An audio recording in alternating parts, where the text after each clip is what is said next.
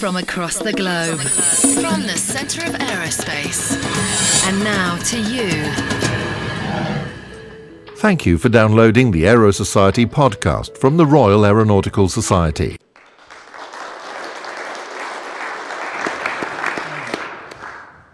Well, good evening, everybody. I'm delighted to see so many people here. Hopefully you can all hear me at the back. Excellent, that's a good start. Just a couple of words about me. I never worked for Silver City, I'm far too young. But my great uncle and great aunt used to run a hotel in Folkestone. So we always went down to Kent for our summer holidays. And that's how I first discovered Silver City. We used to go out to Lydd Airport to see the aircraft. And when I discovered that there was a Silver City Association, which had originally been set up for people who had formerly worked for Silver City, to have an annual reunion and to keep in touch. And it was opened up to people who had not worked for Silver City or any of its associate companies, but were just interested in what they'd done. So I joined as an associate member, and after a while I had my arm twisted to become vice chairman. And then when the existing chairman, Keith Dagwell, decided he wanted a slightly quieter life, we elevated him to the presidency and I took over as chairman. So I now find myself as somebody who really has no involvement with Silver City Airways in the position of touring the country giving lectures about it. Anyway, we'll make a start.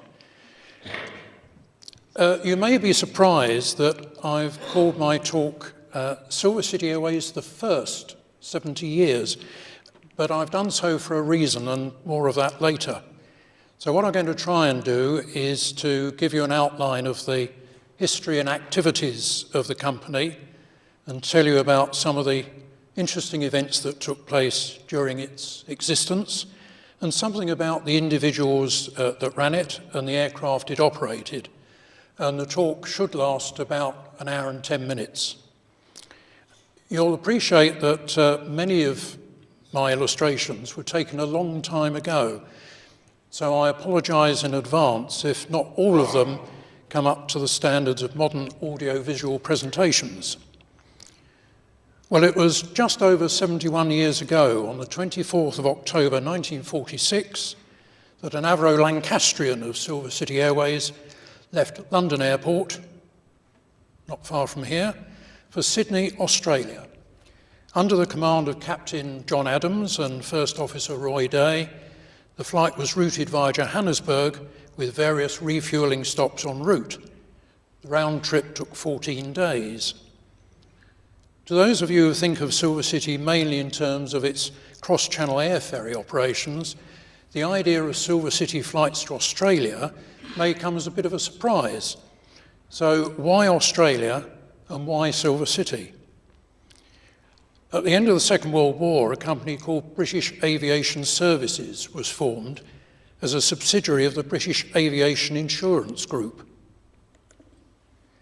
Its managing director was Air Commodore Griffith Powell, invariably known as Taffy, who had flown both land planes and flying boats for Imperial Airways before the war and had been operating manager for their flying boat service between Bermuda and New York.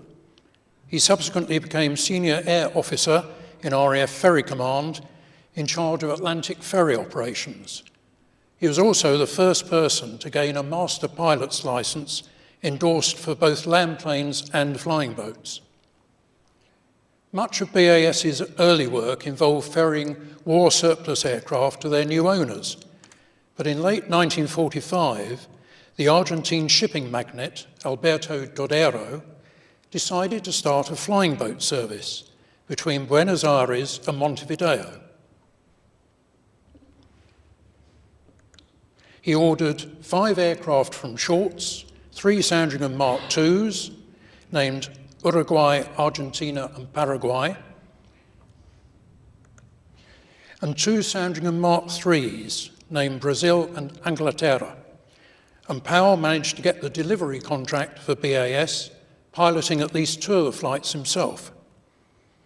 A passenger on one of the delivery flights was the managing director of the Zinc Corporation, an Australian company that had extensive mining operations at Broken Hill in New South Wales. This town was known all over Australia as the Silver City, following the discovery of large silver deposits there in the 1880s. One of the problems faced by the Zinc Corporation after the war was to re-establish the extent of their mine's reserves, which required extensive geophysical survey work, and the majority of their specialised equipment and staff were based in South Africa. Ideally, the answer would be to transport these resources by air, but there were then few suitable services available. In early 1946, Powell was appointed air advisor to the Zinc Corporation, and it was decided to set up a new company named inevitably Silver City Airways, to be managed by BAS, which also became a minor shareholder. The new company bought 6 aircraft, 4 Dakotas and 2 Lancastrians, with a 3rd Lancastrian following later. From a passenger point of view, the Lancastrians could probably best be described as basic, but they did the job in the company's early years. However, as scheduled air services started to develop, and with problems caused by political changes elsewhere, the advantages to the Zinc Corporation of having its own air transport operation gradually diminished. At the same time, the opportunities available to independent air operators in the UK started to improve through the advent of associated company agreements with the state carriers BEA and BOAC. In 1948, BAS decided to buy all the remaining shares in Silver City, and it remained the latter's parent company until 1962. At the same time, it adopted the name Britavia for its other operations. A maintenance facility was set up at Blackbush, which became the company's principal base for several years. So much for the origins of Silver City. In 1947, the partition of British India into the independent states of India and Pakistan had resulted in an exodus of Hindus from Pakistan to India and Muslims from India to Pakistan. Most of this traffic was on foot, by road or by rail. However, an airlift was also organised by BOAC in September, and Silver City's Dakotas were dispatched to India to assist. A month later, Powell became aware that a Bristol B-170 Wayfarer Mark II-A, the all-passenger version of the freighter, without the clamshell nose doors, and which had been used by Bristol's as a demonstrator, was standing at Filton, and it was duly leased by Silver City. In India, this aircraft had all the seats removed and carried over 1,100 refugees in just 9 days of flying. One flight in November 1947 carrying 111 passengers, before the aircraft was returned to Bristol in August 1948. This was Silver City's first introduction to the Bristol freighter, a relationship that was to continue with Silver City's successors at Ferryfield until 1970. In August 1946, the 3rd prototype Mark I freighter had left Filton on a sales tour of North and South America, covering 41,000 miles before returning in January 1947. The aircraft caused great interest wherever it appeared, and on at least 2 occasions was used to transport cars. After a number of overseas charters, the aircraft was returned to Filton, converted to a Mark 21, capable of carrying 2 cars together with 10 passengers in the rear compartment, and leased to Silver City Airways. Now, why was Silver City interested in ferrying cars? Well, it seems that one of Taffy Powell's pastimes was taking his Armstrong Siddeley Lancaster touring in France. At that time, taking your car by sea was a long-winded business, as it meant having it craned on and off the ship at both ends and having the tank drained of fuel.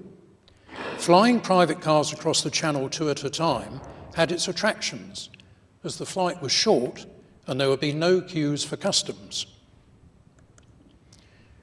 A trial flight between Lymm, a grass airfield near Hythe in Kent, and Le Touquet took place on the 15th of June 1948, carrying just one car, Taffy Powell's Armstrong Siddeley, and a loading ramp. On arrival at Le Touquet, it was found that Mr. Sam Norman, the uncrowned jukebox king of Europe, was keen to have his Bentley Mark VI flown back to England. So a price, cash no doubt, was agreed, and this car became the first charter load for the Silver City Air Ferry. After suitable publicity, a public service was inaugurated on the 14th of July 1948, Bastille Day.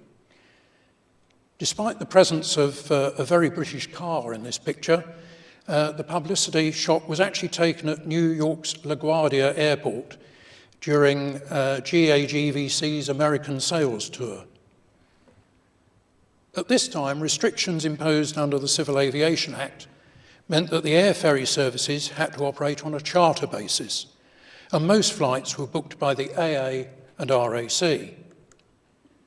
The fare from Lymm to Le Touquet for a medium-sized car and up to 4 passengers was £27, equivalent to over £900 today.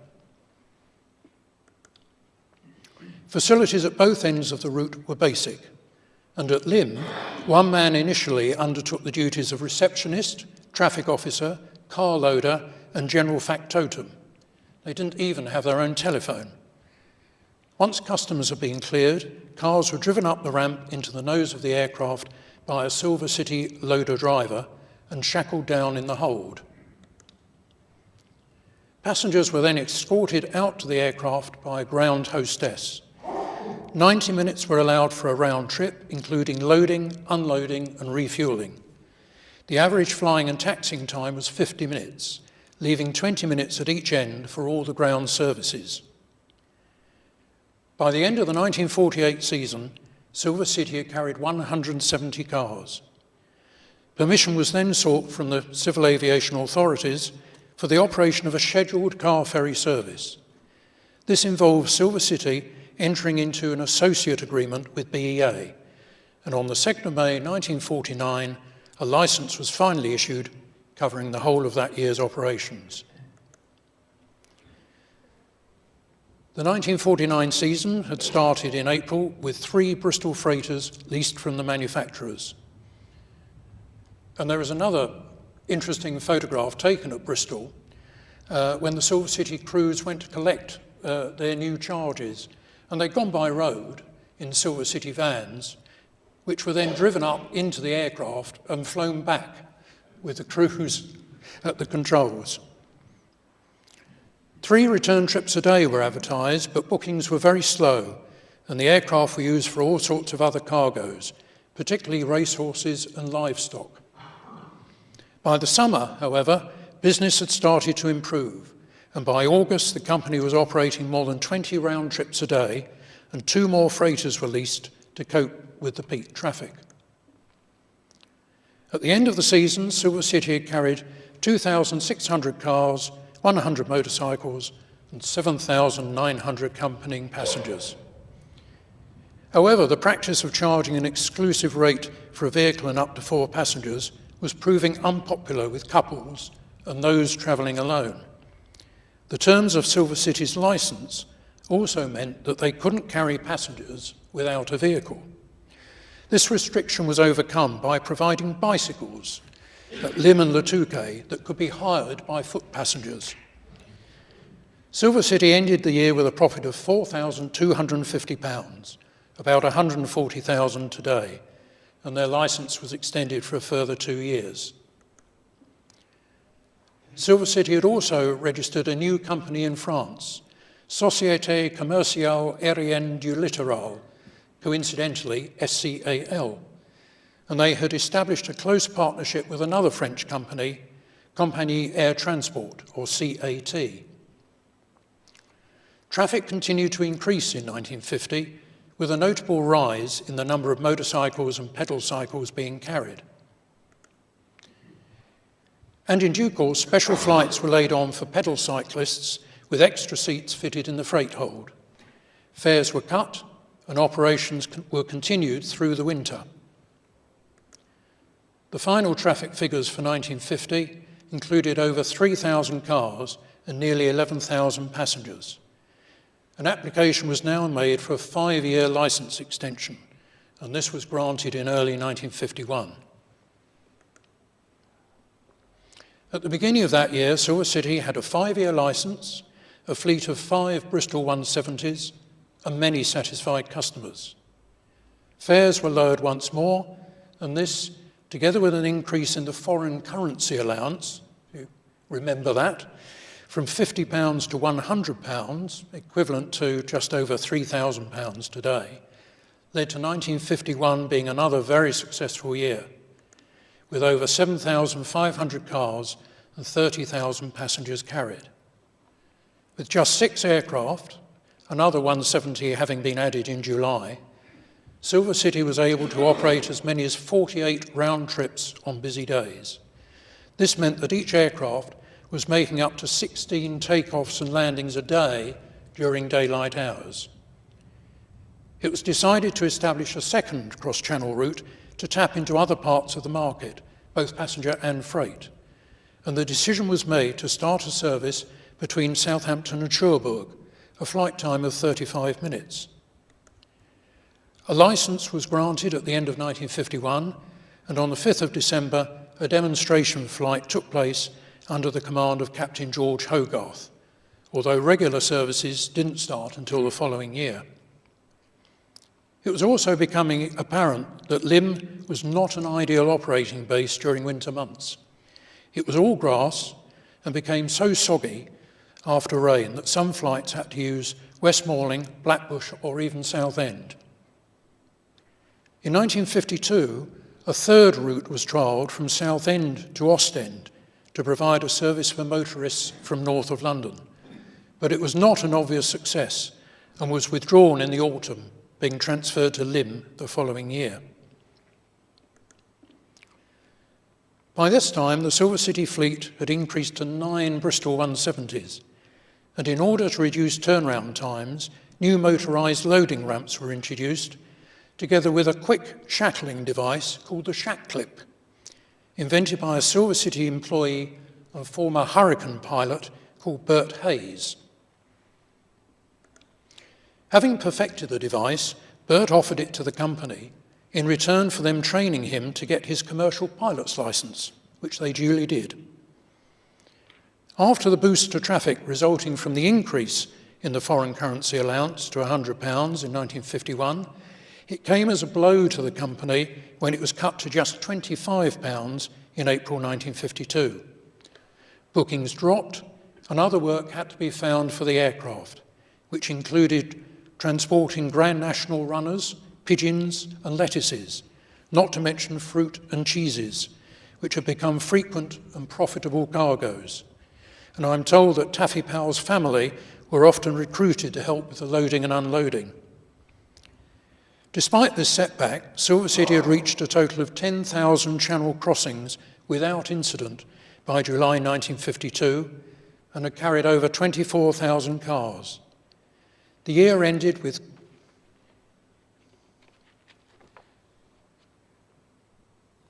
car and passenger traffic down by about 10% on the previous year, but the company still managed to make a profit of £35,000, equivalent to about £1 million today. With aircraft only capable of carrying 2 cars, it was often a problem to match outward and return traffic, and thoughts were given to finding a larger aircraft that could also operate longer routes, such as Gatwick to Paris. One type that was considered was a modified version of the Blackburn Universal Freighter, later better known as the Beverley. As seen in this illustration from the 1953 Eagle Book of Aircraft, this would have carried 6 cars on 2 decks and up to 42 passengers in the tail boom. A model was displayed in Silver City colours at the 1952 Farnborough show, where it was stated that the airline had ordered 3, I'm not aware that Silver City knew they'd ordered 3, but the project came to naught, mainly because of a price tag of £300,000 each, about 8.5 million each at today's prices, and some uncertainty over whether a military order would be forthcoming on which a civil order could be based. Instead, Bristol came up with a stretched version of the freighter to carry 3 cars and 16 passengers. And as you can see from the picture, the prototype started life as a Mark 31 freighter and was converted on the production line. The new version was designated the Bristol 170 Mark 32, or Super Freighter, and featured a 5-foot extension to the hold, more powerful Bristol Hercules engines, increased fuel capacity, and a new Decker navigation system, and better seating. Silver City ordered 6 of the new aircraft at a cost of £90,000 each, about 2.5 million each today, for delivery in the spring of 1953. At the start of the 53 season, fares were cut once more, in the expectation that with the new super freighters having a 15% higher operating cost but a 50% higher load capacity, more traffic meant better revenue load factors. Fares for cars were now based on vehicle length, with the aim of attracting the family market, and varied between £7, 10 shillings and £20, equivalent to between £200 and £500 today. In March 53, British Aviation Services acquired 2 other companies. One was City Airways, the Southampton-based flying boat operator, and the other was a small company called Air Cruise that was also operating out of Lymm and was owned by Wing Commander Hugh Kennard and his wife Audrey. Air Cruise operated Dragon Rapides on charter and pleasure flights, together with a scheduled service to Le Touquet.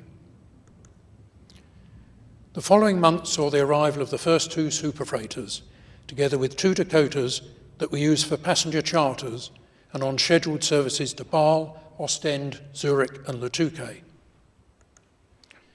The arrival of the larger, heavier aircraft at Lymm finally proved that the airfield was no longer suitable. On many occasions after heavy rain, the aircraft had to be pulled out of the mud by a tractor. A new home had to be found. At this point, Ian Meeke, the Scottish chairman of Silver City, Britavia and BAS, persuaded P&O to make a substantial investment in the holding company to fund future expansion.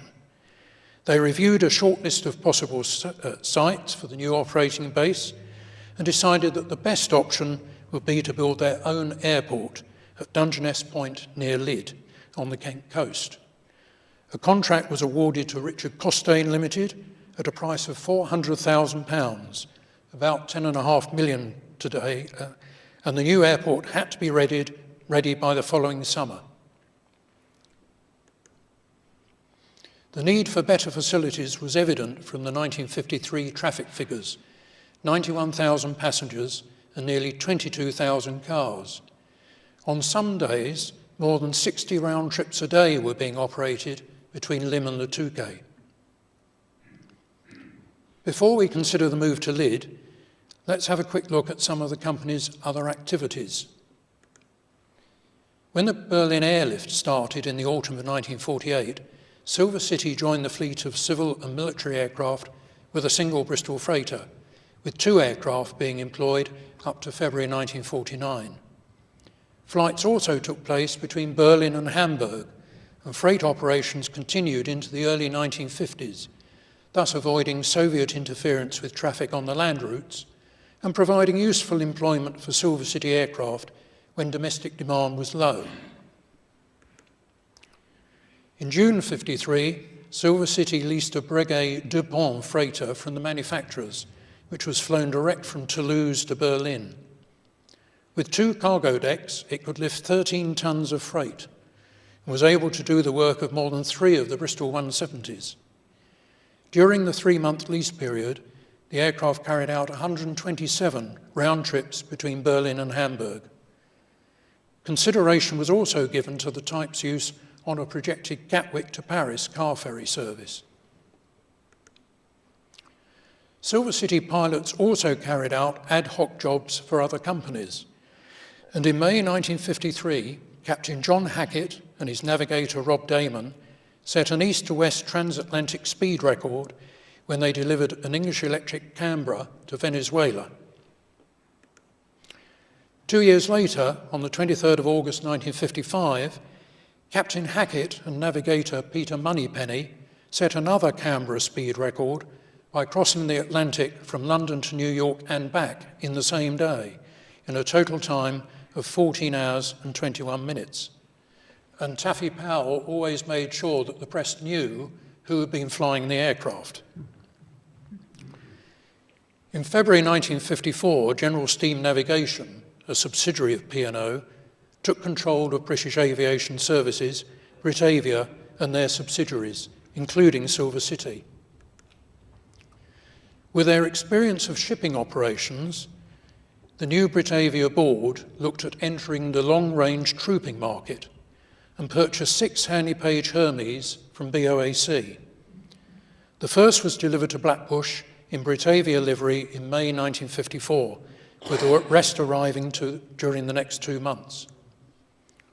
And trooping flights to Malta, Egypt, Cyprus and Singapore began in July. The 7th aircraft was leased from Air Safaris in 1956. It had been hoped that Silver City's new base at Lydd would be operational in the spring of 1954, but construction delays meant that all flights had to continue to use LIM. It was decided to separate what would become the new Lydd flights by setting up a dedicated facility at LIM, which was a marquee clearly marked Lydd. By June, Lydd was close to completion, just 6 months after the contract had been placed. And later that month, one of the Bristol 170s made several passes and trial landings. And at 0800 on the morning of the 13th of July 1954, the inaugural flight took off for Latuke, and nearly 70 flights were made on the first day. The new airport, which was christened Ferry Field, had 2 120-foot wide tarmac-covered concrete runways. One was 3,600 feet long on a northeast-southwest heading, and a shorter one 3,000 feet long on a northwest-southeast heading. The 300-foot-long terminal building and control tower complex was fronted by an apron capable of accommodating 6 superfreighters parked wingtip to wingtip. Facilities housed in the terminal building included check-in desks, departure lounge, customs and immigration, baggage handling, AA and RAC offices, a branch of Lloyds Bank, a snack bar, a shop and a licensed restaurant. Silver City employed their own air traffic control staff who monitored outbound aircraft at 1,000 feet and inbound aircraft at 2,000 feet. The Decker flight log fitted to the new superfreighters kept aircraft on track and was valuable in minimising engine hours. On a route of 43 miles, it was essential to fly only 43 miles and not 53, which could happen if a pilot arrived over the coast just a few miles off track. During one day in July 1954, by which time the company had 48 pilots, there were 222 channel crossings by Silver City aircraft, and crews often flew 6 round trips a day, clocking up 100 hours a month. Taffy Powell said that the monotony of flying the same short route hour after hour, day after day, was compensated by a continuity of domestic life, which was often denied to the majority of airline pilots. And there are certainly stories of pilots flashing their landing lights as they came in over the coast near New Romney to signal to their wives at home to get the dinner on. As might have been expected, traffic figures increased dramatically in 1954, with nearly 31,000 cars, over 11,000 motor and pedal cycles, and 112,000 passengers being carried. The final Silver City flight took off from Lymm on the 3rd of October 1954, thus bringing that chapter of the company's history to a close. Fares were cut once more for 1955, and new routes were introduced between Stranraer and Belfast, Liverpool and Belfast, and for the summer only, between Southampton and Deauville. In April, Air Crews moved their operation from Lymm to Ferryfield and acquired 2 Dakotas to operate charter flights to European destinations, together with inclusive tour flights for people like Louis Leroy of Tunbridge Wells, and no passport trips to France. With an expanding business and a need for more modern aircraft, Air Crews placed a provisional order for 6 Handley Page Heralds, but this was never taken up. A Birmingham to Le Touquet air ferry service was inaugurated on the 17th of June with a flight time of 85 minutes, which is quite a long time to spend in a Bristol 170. After parts of the new M1 motorway opened, Silver City pilots and their passengers sometimes had the dispiriting experience of being overtaken on the ground. On the 4th of November 1955, Taffy Powell was presented with Gapan's Cumberbatch Trophy, which was awarded to Silver City Airways for magnificent work on the cross-channel air ferries. In nearly 8 years of operation, the company had made more than 60,000 flights without injuring a passenger. The board was still looking for a replacement aircraft with a view to operating long-distance air ferry routes into Europe, and 2 designs were examined.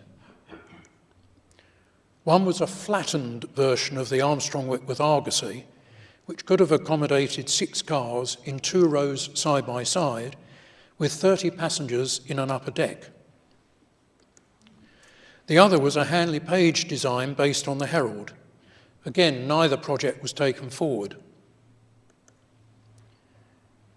With the move to Ferryfield, the engineering workload had increased considerably, with a fleet of 20 Bristol 170s and 6 Dakotas to look after. It no longer made sense to ferry aircraft to and from Blackbush for maintenance, and a new engineering hangar was built to take 3 super freighters nose to tail, and this was completed at the end of 1955. In later years, the 170s suffered main spar problems due to the continuous sequence of takeoffs and landings. This meant that the wings had to be removed and returned to Bristol's for repair, so there was often a wingless fuselage in the hangar, as well as 3 complete aircraft. Once again, traffic increased significantly compared with the previous year. More than 42,000 cars were carried, along with over 160,000 passengers.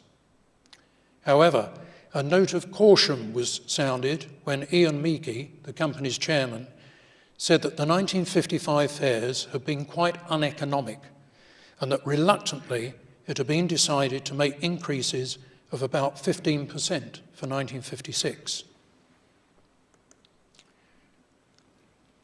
On the 22nd of March 56, an air ferry service started between Southampton and Guernsey, and a similar service to Jersey was introduced on the 1st of July.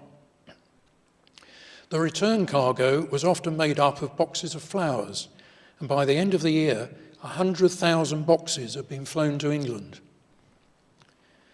The high point of the year was undoubtedly the visit of the Duke of Edinburgh to Ferryfield on the 5th of April. His Royal Highness arrived in a Heron of the Queen's flight, which he'd piloted himself, and was welcomed by Ian Meeke and Taffy Powell. There was a conducted tour of the airport, including the new maintenance hangar, where the staff were lined up in equally new and spotless overalls, much to the Duke's amusement. After the tour, the Duke and his party were escorted across the apron to super freighter GAMWD, which was loaded with 2 new sports cars, a Sunbeam Rapier and a Triumph TR3. The flight was commanded by Captain Dave Flett, with Captain Hoppy Hopkins as co-pilot. Captain Flett wound the nose doors shut as the Duke looked on, and then asked the Duke if he would like to operate the mechanical door latches, knowing that the Duke liked to get involved in these things. What neither of them knew was that the engineers had applied a coat of fresh red paint to the latches the night before, and it hadn't quite dried. So while the Duke stood there with red hands and others stood there with red faces, staff were dispatched to find some paint cleaner so that the Duke could be restored to spotless condition. The two pilots and the Duke then climbed the ladder into the cockpit. After takeoff, the Duke flew the aircraft to within a few miles of Le Touquet before handing over to Dave Flett for the landing. On arrival, a full guard of honour was present for the Duke's inspection, and when this duty had been carried out, the Duke beckoned the guard commander to step forward and raised his lapel. The commander assumed that he was about to be decorated with some high honour. Instead, the Duke produced a small round tin badge inscribed "We Fly Silver City," which he pinned to the commander's lapel. And you can see it above his very impressive row of medals there. In May, Silver City launched the Silver Arrow coach air rail service between London and Paris. The East Kent Row-Car Company provided 44-seat luxury coaches to convey passengers from London to Ferryfield, where a Bristol 170 Mark 21, configured for the same number of passengers, flew them to Le Touquet. On arrival, they were transferred to Étaples railway station, where an SNCF auto rail took them to the Gare du Nord in Paris. There were 2 departures a day, and the journey time was 7 hours at a single fare of £8, about £190 today. In the same month, Manx Airlines was taken over by BAS, and their 2 Dakotas were transferred to Air Cruise to be replaced by 2 Silver City 170 Mark 21s. Air Cruise's business was steadily increasing, and a new passenger terminal capable of handling 2,000 passengers a day was opened at Ferryfield. In December, the Lancashire Aircraft Corporation, another company that operated Dakotas and Dragon Rapids, was acquired by BAS. The increased fares and rates applying in 1956 were most likely responsible for that year's reduced traffic, which produced nearly 45,000 vehicles, of which 33,000 or so were cars, and just over 125,000 passengers. 5 new super freighters were added to the fleet during the year, and during the summer, a new record was set with 246 channel crossings by Silver City aircraft. In an attempt to attract some of the traffic lost during 1956, fares were cut for 1957, and the main target was the smaller car. So a Morris Minor could now be flown from Ferryfield to Le Touquet for £6 10 shillings, a little less than £150 today. British Aviation Services now acquired Dragon Airways, another operator in the north of England, flying de Havilland Herons from Newcastle. Together with Manx Airlines and the Lancashire Aircraft Corporation, these 3 companies now form the northern division of Silver City Airways. The aircraft operated in their own liveries until October 1957, when they began to appear in the Silver City livery of silver, royal blue and white. The Northern Division had its headquarters at Squires Gate and now had an extensive route network serving Carlisle, Newcastle, Glasgow, Edinburgh, Leeds and the Isle of Man. During 1957, the Air Ferry services completed 1 million channel crossings since their inception in 1948. At Ferryfield, 60 round trips a day were now commonplace, and at peak times it was said that Ferryfield saw more movements than London Airport, with a takeoff or landing every 2 minutes. The turnaround time for a super freighter was eventually reduced to just 11 minutes. From the moment a passenger arrived with their car at Ferryfield, only an hour elapsed before they were driving away from Le Touquet, and it became the way to cross the channel. I'm sure I don't need to introduce some of these people. You are probably familiar with them. Film stars and celebrities were frequently seen heading to or from the continent with their cars. although the larger Bentleys and Rolls-Royces posed a problem, as it was often impossible for the Silver City driver to open the car door once the vehicle was in the hold. This meant taking an undignified exit through a window or a sunroof, hopefully out of sight of the owner. In October 1957, Taffy Powell was forced to retire on medical grounds, with Bill Franklin and C.M. Fox becoming joint managing directors in his place. Air Crews was now fully amalgamated with Silver City, and Wing Commander Hugh Kennard became deputy managing director. Many at Silver City felt that things were never quite the same again after Taffy Powell's departure. During the winter, all the Air Crews aircraft were repainted into Silver City livery, and the Mark 32 super freighters were given names of UK cities, thus bringing them into line with the Mark 21s and Dakotas.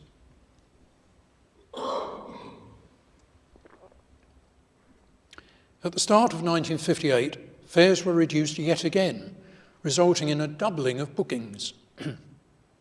It would now only cost you £5 10 shillings to take your Morris Minor to France, about £120 today. The Silver Arrow service was flourishing, and to cope with demand, East Kent operated duplicate coaches from London, and Silver City converted 2 super freighters to super wayfarer configuration to accommodate 60 passengers in bus-type seats. The other way you can tell it's a super freighter is that the crew ladder is chromium-plated. On the 14th of July 1958, the 10th anniversary of the Air Ferry operation was marked by celebrations at both Ferryfield and Le Touquet.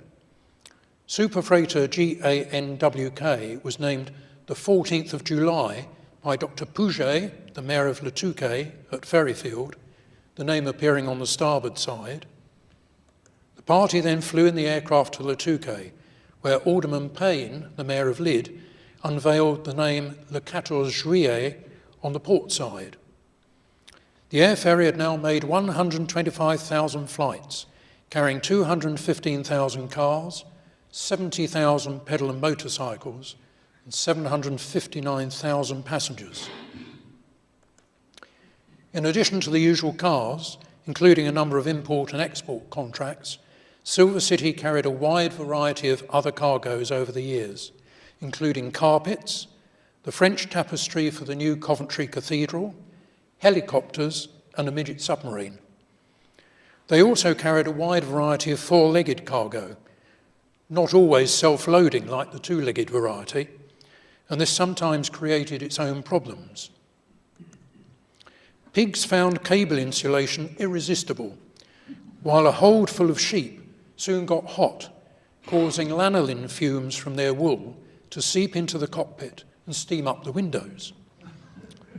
There is a story, which I am assured is true, that one load of Romney Marsh sheep being transported to Belgium was found to have caused just such a problem. To overcome it, the crew removed one of the escape hatches from the side of the forward hold to improve ventilation. On arrival at Ostend with the next load, it was found that there was one fewer sheep being disembarked than had joined the flight at Ferryfield.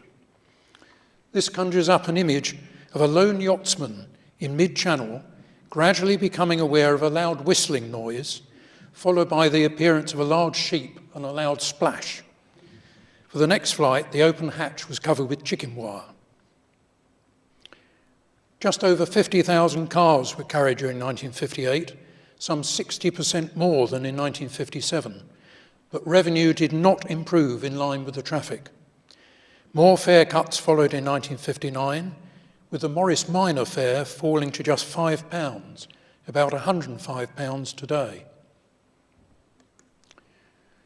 On the 26th of March 1959, the passenger division started operating no passport day trips to Le Touquet, using Dakotas at a fare of £3 5 shillings, or a little less than £70 today. The term passenger division was used locally at Ferryfield to describe those staff employed on passenger-only flights, as opposed to the Air Ferry operations. In May, Silver City flew their 250,000th car. It was flown across the Channel by Captain Jerry Rosser, who had been co-pilot on the inaugural flight from Lymm 11 years before. In July, various events were held to mark the 50th anniversary of the first crossing by Louis Blériot in 1909, including a Daily Mail prize for the fastest journey between Marble Arch and the Arc de Triomphe, or vice versa. Silver City entered a Renault Dauphine Gordini driven by Stirling Moss, but they still didn't win. Another entry arrived at Ferryfield on the 15th of July in the form of Jean Salis flying a replica Blériot monoplane from Cap Blanc-Nez near Calais as part of his own attempt to win the prize. But with a time of 12 hours, 17 minutes and 22 seconds, he didn't stand much chance compared with squadron leader Charles Morn flying a Hunter T7, who won with a time of 40 minutes, 44 seconds. The Blériot was returned to Calais in the hold of a Silver City super freighter. At this time, Britavia's Hermes fleet was still based at Blackbush, as they were too big for Ferryfield. There were rumours that the airport might close that winter, so the company negotiated a deal with the Ministry of Defence to use Manston. The 5 remaining Hermes were moved to Manston and transferred to Silver City ownership. On the 15th of June, the Hermes replaced the Bristol 170s on the Silver Arrow service to the Touquet. They were a great improvement from the passenger's point of view, but proved extensive to operate on such a short route. The service also became Rail Air Rail when the coach transfer from London was replaced by reserved accommodation on a scheduled train to Margate. And those of you who were here at the start and saw the film that was shown, just a word about that. It was obviously a promotional film. We didn't know anything about it, but one day somebody who worked on the council rubbish tip at New Romney found a film canister with a Silver City label on the front. He Googled Silver City, found the details of the association, saw that our secretary lived in New Romney, rang her up and said, "I've got this Silver City film, would you like it?" So we said, "Yes, please." We've never seen another copy of it, so it was a stroke of luck that somebody had the wit to find out what it was and get it to us.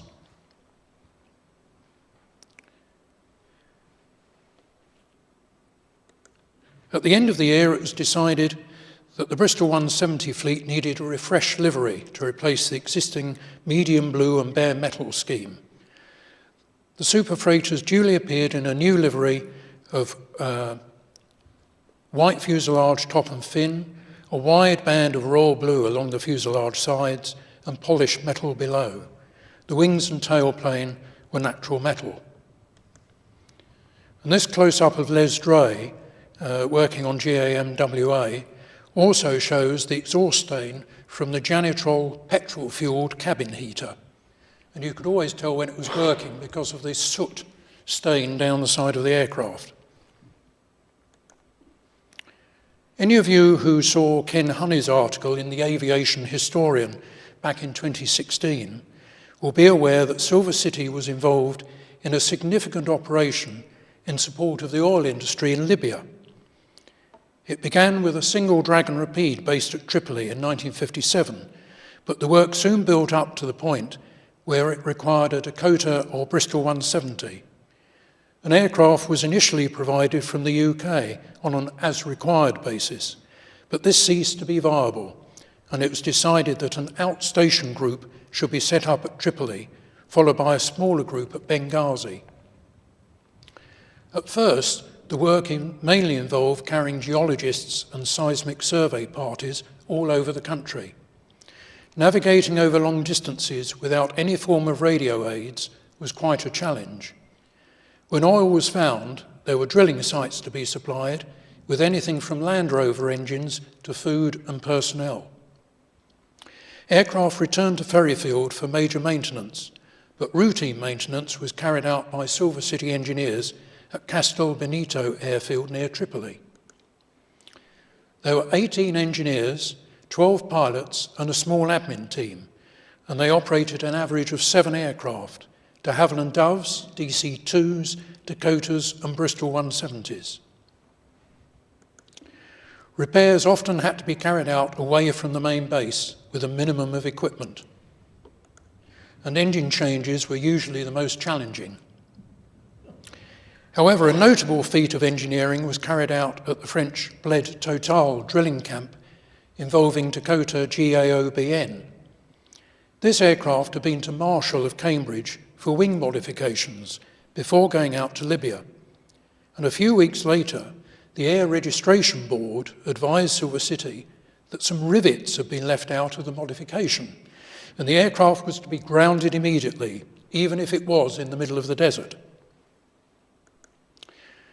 2 engineers from Marshall's were sent out to Bled Total, and with the help of the Silver City engineers and a mobile crane, the task of removing the wings, correcting the modification, and refitting the wings was completed. During 1959, trials were carried out with a Hurel Dubois HD-34 aircraft with its trademark high aspect ratio wing. This gave it excellent short takeoff and landing characteristics, as well as long duration, slow speed flight, making it very suitable for survey work. The outstation group was disbanded in 1961 when Sabina was able to outbid Silver City for the Libyan contract. By 1960, Silver City had become one of the best-known independent airlines in the country. At Manston, the Hermes fleet was busy with charters and inclusive tour flights to destinations in Europe and beyond. They were still employed on the Silver Arrow service to Paris, where fares were now 9 guineas, or about £200 today.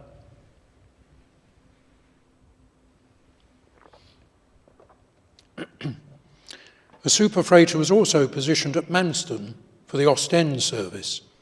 This shortened the flight time by about 10 minutes, which proved very popular with traffic doubling by the end of the year. Along the coast at Herne, there was a Silver City flight every 30 minutes between 8 in the morning and 6 in the evening, and the Air Ferry route to Cherbourg carried 10,000 cars that year. Overall, Silver City carried 90,000 vehicles and 220,000 passengers in 1960, with 40,000 channel crossings. Freight movements rose to 135,000 tonnes, an increase of a third on the previous year. In 1961, fares were lowered once more, with a family-sized car now costing £4, about £80 today. A weekly service started in February between Guernsey and Cherbourg using a Herne-based super freighter. Early in the summer, an agreement was reached with Company Air Transport, by now a subsidiary of SNCF, the French state railway company, for them to build a 2-mile branch into Le Touquet Airport. This greatly improved the Silver Arrow service with a direct train service from the airport to Paris Gare du Nord. In exchange, Silver City transferred 3 super freighters to CAT for operation on the Le Touquet Ferryfield and Cherbourg-Herne routes. The livery was identical to Silver City's, apart from the change of name and the French tricolour on the fin, and the aircraft were flown by French crews. And you could generally tell if you were standing next to a Silver City or a CAT super freighter because you could smell Gaulois cigarette smoke. Silver City were still keen to extend the range of the Air Ferry further into Europe, but there was no suitable aircraft available, and the big manufacturers were seemingly uninterested in developing one for such a small market. Silver City's rivals, Freddie Laker's Channel Air Bridge at Southend, were facing a similar problem, and his other company, Aviation Traders Engineering Limited, came up with a solution by converting existing Douglas C-54s to take 5 cars and 22 passengers. It seems that Aviation Traders' original plan was to use DC-6s, but there were 3 C-54s available at Southend, and the company needed the work. The new design was christened the ATL 98 Carve Air, from car via air, and the prototype flew on the 22nd of June 1961. Towards the end of that year, Silver City applied to operate scheduled services between a number of the airports served by its northern division, using Vickers Viscounts in addition to the existing Dakotas.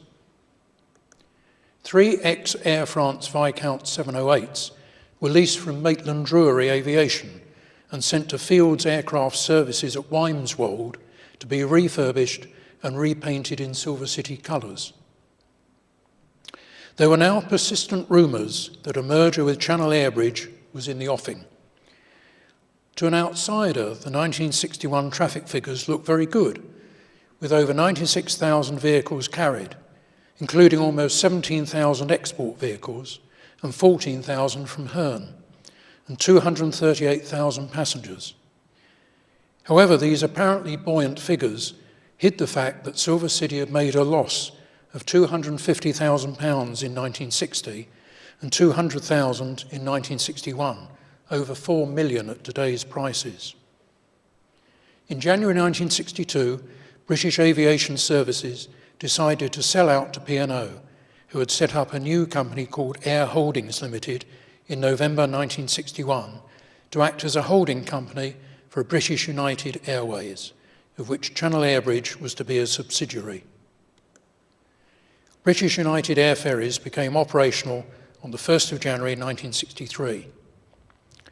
Although this was the end of Silver City as an independent company, air ferry operations continued at Fairfield for another 9 years. The final Bristol 170 flight taking place on the 3rd of October 1970, and the last Carve Air operated service to Ostend following in early 1971 under the BAF banner. British United Air Ferries having become British Air Ferries in 1968. The Hermes fleet was transferred from Manston to Gatwick in early 1962 to operate inclusive tours and trooping flights before being withdrawn in October.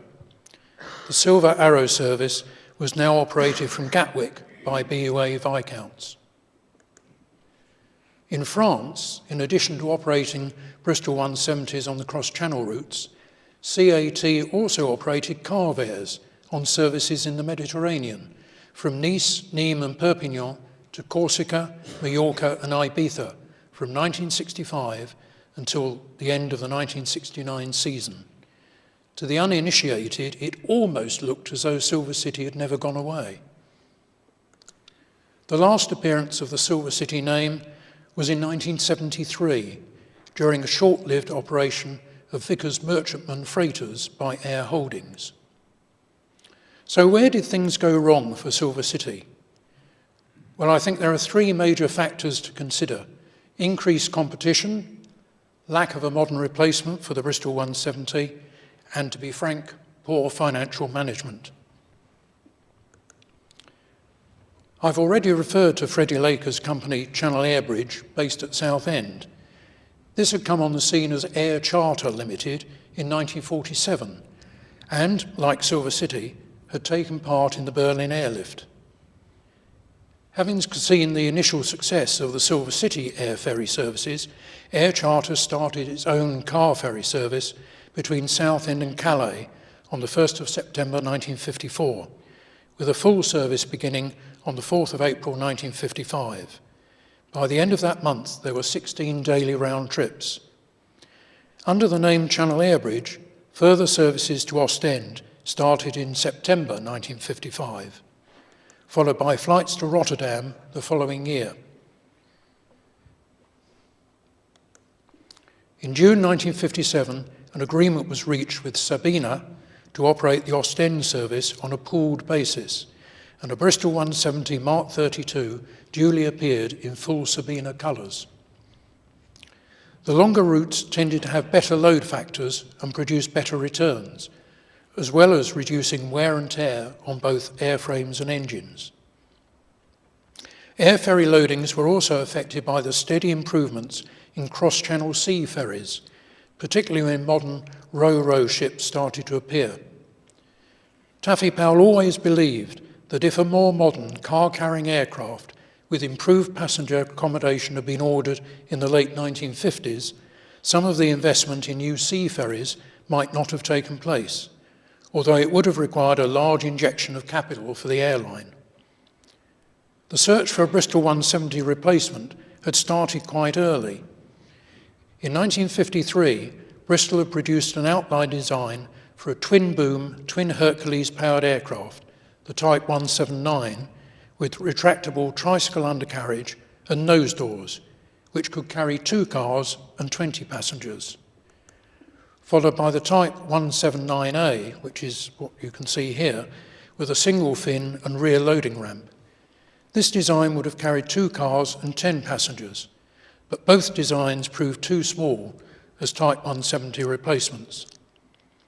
In 1959, Bristol put forward the Type 216 for Silver City operation as a joint venture with Breguet of France.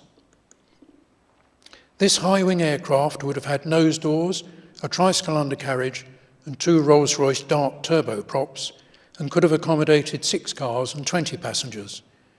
It appeared to be very suitable as a Type 170 replacement, but the project seems to have been shelved when Bristol became part of the British Aircraft Corporation.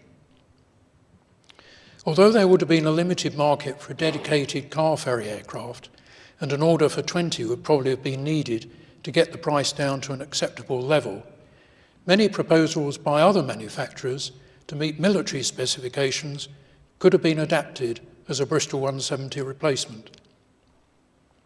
The Blackburn Universal and the Breguet Dupont have both been mentioned earlier this evening, but at the time they were being considered, they were either too expensive or too big for existing traffic levels. The planned longer distance route from Gatwick to Paris, envisaged for 1955, on which they could have been used, never materialised. Neither the Hanley Page Herald-based design nor the modified Armstrong-Whitworth Argosy went beyond outline proposals, probably due to cost. Longer deep penetration routes were looked at again in 1959, including a 300-mile, 2-hour route from Lydd or Manston to Cologne, which would surely have needed something other than a Bristol 170. Which brings us back to the Carve Air, Freddie Laker's answer to the Bristol 170 replacement problem. Based on existing airframes that in most cases dated from 1944, they were not a simple conversion job, particularly when it was found that airframes built in Orlando and Chicago differed in length by up to 3 inches. In service, there were frequent engine problems, the elderly Pratt & Whitney radials not having been designed for short-haul routes. Subsequent analysis suggested that the short route sectors from Southend to Calais and Ostend were likely to cause premature engine wear, and the sector from Southend to Rotterdam at 60 minutes ought to have been regarded as the minimum suitable for a Carve Air. As early as 1953, Silver City were considering the use of helicopters on their cross-channel services, utilising detachable car-carrying panniers below a twin-engined upper carrying unit. The pannier would have accommodated 2 cars, a number of motorcycles and cycles, and 12 passengers. Passengers would have sat in a specially designed observation lounge in the front of the pannier. It was expected that the ability to exchange inbound and outbound panniers with only a short delay would result in very high utilisation for the carrying units, and with new helidromes at Dover and Calais, the crossing distance could be reduced to a little over 22 miles. The final rotary wing project that was considered by Silver City was the enlarged production version of the Fairey Rotodyne, the Type Z, powered by 2 Rolls-Royce Tynes, for which specification documents were developed in 1961. Large clamshell rear doors were initially specified as standard for the civil version to cater for Air Ferry operators, but they were soon deleted and would have to have been specially ordered. There was sufficient confidence for a constructor's number and a military serial to be allocated to the first airframe, and trials with an improved silencer indicated that noise from the tip jets could be reduced to an acceptable level. With the demise of the Rotodyne project in 1962, the year that also saw the end of Silver City, all we have is this model of the prototype Rotodyne in Silver City colours, a fascinating might have been. Those of you who have been able to follow the Silver City story so far will be aware that statistically it was one of almost continuous expansion. However, as Douglas Wybrow said in his own account of the Air Ferry story, statistics are like a bikini. What they reveal is interesting, but what they conceal is vital. Comprehensive statistics were certainly produced and circulated within the company, but it is now unclear whether they were used as an aid to long-term planning. Silver City had a policy of reducing fares to increase traffic and thus improve load factors and aircraft utilisation. With one or two exceptions, the number of vehicles and passengers, as well as the amount of freight carried, increased year by year. However, this expansion was not reflected in the company's bottom line, and in the last few years, it was in poor financial condition, resulting in the sale to Air Holdings in 1962. There is little evidence that the financial situation was given the attention it deserved at Silver City board meetings. With the benefit of hindsight, one wonders whether it was wise to commit the company to such a large fleet of aircraft, for which work then had to be found. As early as 1953, the company admitted that it was problematical whether they could employ a fleet of 15 Bristol 170s continuously on Air Ferry work, and they suffered from outside factors such as reductions in the foreign currency allowance, the advent of competition from Channel Airbridge and improved cross-channel ships. If longer, more profitable routes have been established with more modern and efficient aircraft incurring less wear and tear, who knows how the story might have developed.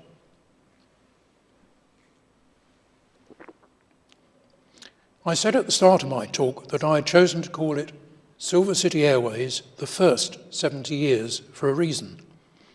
And I'm sure that many of you had assumed that the company no longer existed, but that's not strictly true. Some years ago, Keith Dagwell, my predecessor as chairman of the Silver City Association, was able to acquire the company name. And if you look on the company's house website, you will find it listed as an active company. Needless to say, every self-respecting company has a registered office with its name proudly displayed outside. In this case, it's Keith's bungalow in Worthing. The Silver City name continues to flourish in the form of the Silver City Association, with nearly 250 members worldwide and a popular website at www.silvercityairways.com. The extensive Silver City collection is now looked after by Jim Davis and his team at the BA Speedbird Heritage Centre, which is just round the corner. Finally, I must thank Keith Dagwell, Ken Honey, Phil Ricks, David Thaxter, Alistair Lawson and Ted Robinson for their assistance in preparing this lecture, and to Derek King of Air Britain for helping with some of the illustrations. His superb history of the Bristol 170 family is still available from Air Britain and is highly recommended, as is Keith Dagwell's history of Silver City. Thank you for your attention this evening, and I leave you with the thought that if you are planning on taking your car across the Channel this year, fly Silver City. Thank you very much.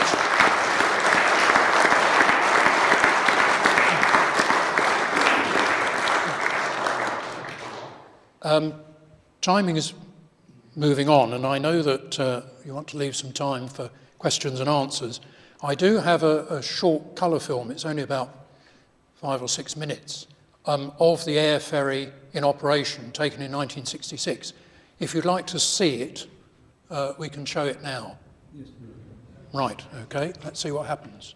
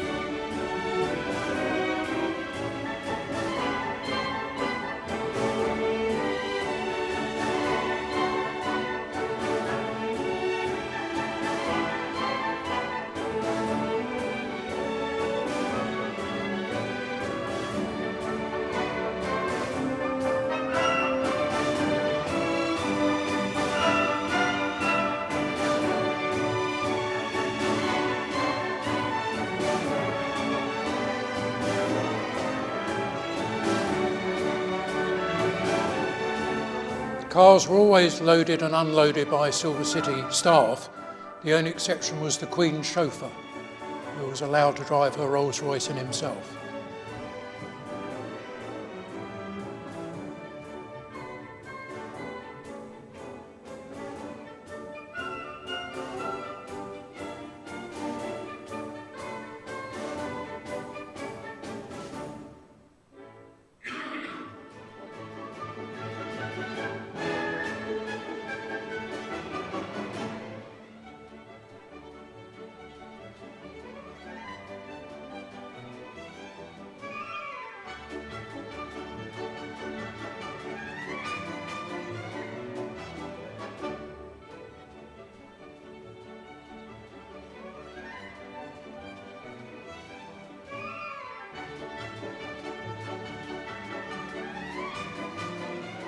Bristol 170 cockpits were notorious for developing leaks, and apparently the best way of overcoming that was to take a copy of the Financial Times with you. So you quite often saw Silver City aircrew walking out to their aircraft with a copy of the Financial Times under their arms.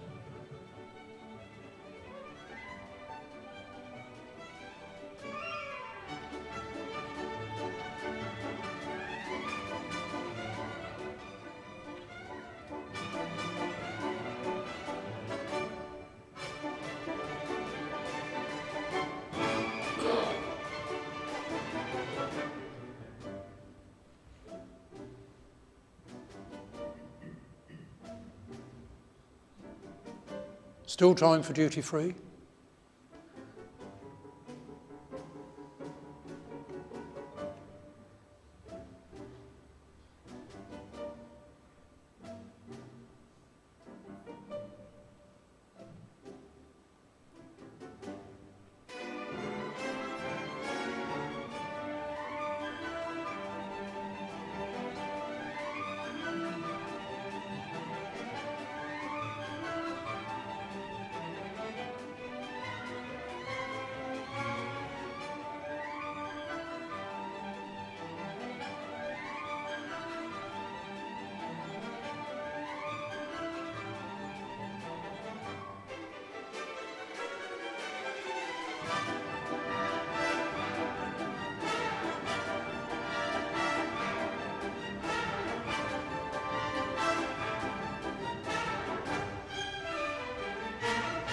That strikes me as quite a steep angle of bank for a super freighter with 3 cars in the front.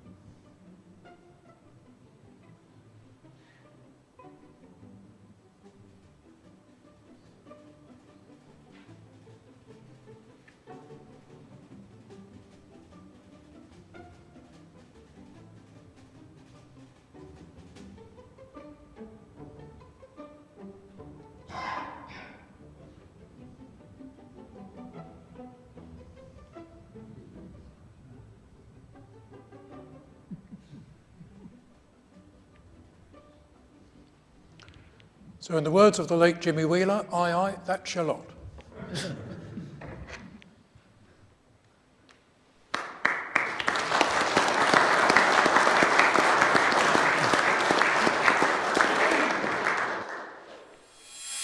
from across the globe, from the centre of aerospace. And now to you. Thank you for downloading from the Royal Aeronautical Society.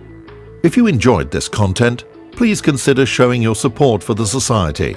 Share a link to this presentation by email or on your favourite social networks. If you have an interest in aerospace, consider the professional and personal benefits of membership. Visit www.aerosociety.com.